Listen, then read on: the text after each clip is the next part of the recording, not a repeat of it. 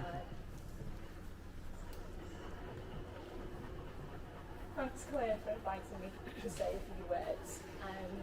I'm going to tell you about my first encounter with Sandra Richardson, and also my last and everything in between.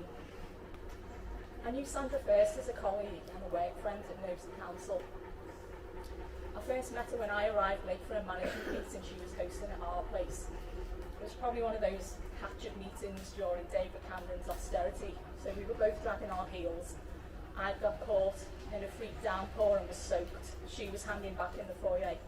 She let me go in the changing rooms to get dry so I didn't have to suffer the indignity of both being late and a drowned rat. Years then intervened. She was part of the youth service mutual. I was back in corporate hell in the legal service, and we saw very little of each other. I then found myself sitting nervously in Clatterbridge Hospital Aintree in August 2019, waiting for the first set of scan results since beginning treatment for secondary breast cancer 3 months earlier. Sandra was with Claire at the reception, and the consultant came out and called my name. "I know you," Sandra exclaimed. To which I replied, "Of all the cancer hospitals in all the world, you had to walk into mine." We agreed we'd hang on and chat after our appointments. There was obviously fate in our appointments coinciding that day, as it led to a new relationship of friendship and support in the midst of our respective cancer diagnoses, and certainly finding ourselves being patients, her for the second time, me for the first. It's a role neither of us took to, if indeed anybody does.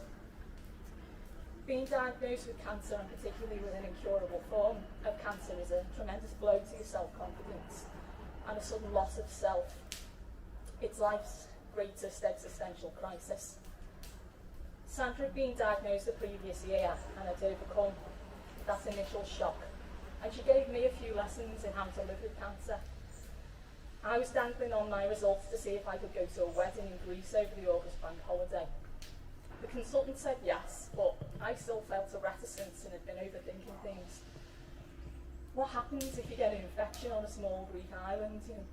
What if the only medic is a vet that attends to the local goat population? What if you end up being winched off the island by helicopter to be taken to the mainland?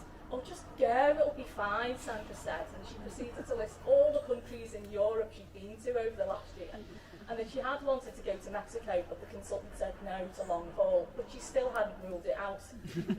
And that, you see, was because Sandra was prepared to go where most cancer patients feared to tread. She was determined still to live her life fearlessly, and she succeeded, and she empowered me to do the same. And I did go to Greece, and it was fine. Sandra was an inspiration to many other women living locally with cancer, and not just me. She offered support at the secondary breast cancer support group at our treatment centre, far more than she ever gained it for herself. Most people just tip up to those groups and we just chat and we drink tea, whereas Sandra turns up with crystals and Tibetan sound bowls, and she offered them therapy sessions. Again, being a patient just didn't sit well with her. One of the very first pieces of advice you're given after a diagnosis of cancer is not to disappear into a cancer cave and cut yourself off from life as you knew it. Sandra certainly never did that, and even if she had, before long, her and Claire would have done it up and turned it into a drop-in centre. We would both rather we hadn't reconnected in those circumstances, but if a diagnosis of cancer is to be your fate, to have someone with whom you have a past and a friendship that predates that diagnosis, something in common rather than the disease, is a special thing, and we formed a mutual appreciation society. So thank you, Sandra. Thank you for those long telephone conversations punctuated by your drags on a roll-up cigarette. You outside, here, in your garden, in your puffer jacket and your woolly hat beside a blazing fire pit. That was in July. It was always freezing. Where sometimes we talk about everything but cancer and just find joy in the mundane, and where sometimes we've reorganised the whole of the NHS and query, do those oncologists actually know they're dealing with here? Sandra said to me on many occasions that she felt she'd lost her power since her secondary diagnosis. Nobody else would ever have thought or said that. She might not have been managing hundreds of people and large sums of money and making executive decisions anymore, but power comes in many forms, and the way she lived her life in the face of her diagnosis was power in itself. And at the end of her life, she even seemed to gain some superpowers.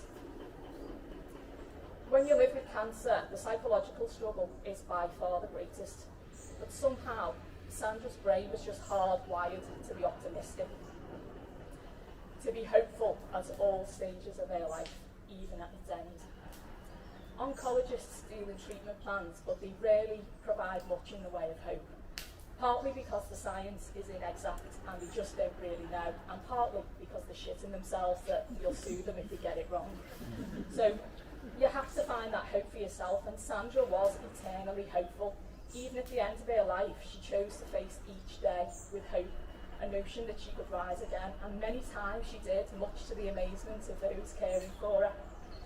Sandra's loss is a piercing one for all those who knew and loved her. Her particular brand of friendship and support is a loss to me, but I take so much from knowing her, and that will spur me on. I'll ask myself, what would Sam do in this situation? And maybe we should all try being a bit more Sandra in the way that we approach our lives. My last two encounters with Sandra were a phone call when she first stayed at Marie Curie, and then a visit to her here at home. When she was at Marie Curie, she told me about a dual aspect room with a terrace where she could nip out for a smoke at her leisure. She sounded strong and vibrant, and she told me she did feel she'd found her voice and her power again. I was berating myself for being forgetful, when I used to be able to hold so much information in my mind at any one time. Stop beating yourself up, she said. Be kinder to yourself. Never say anything to yourself that you wouldn't be prepared to say to a child. I gained so much energy from speaking to her that day. I then visited her here at home a couple of weeks later. She was ensconced in her bedchamber, and she was regal despite her obvious frailty. Again, we spoke of everything but cancer, just like we always had. She was still inspiring me and providing me with an example at the very end of her life. She really did rage against the dying of the light. Thank you.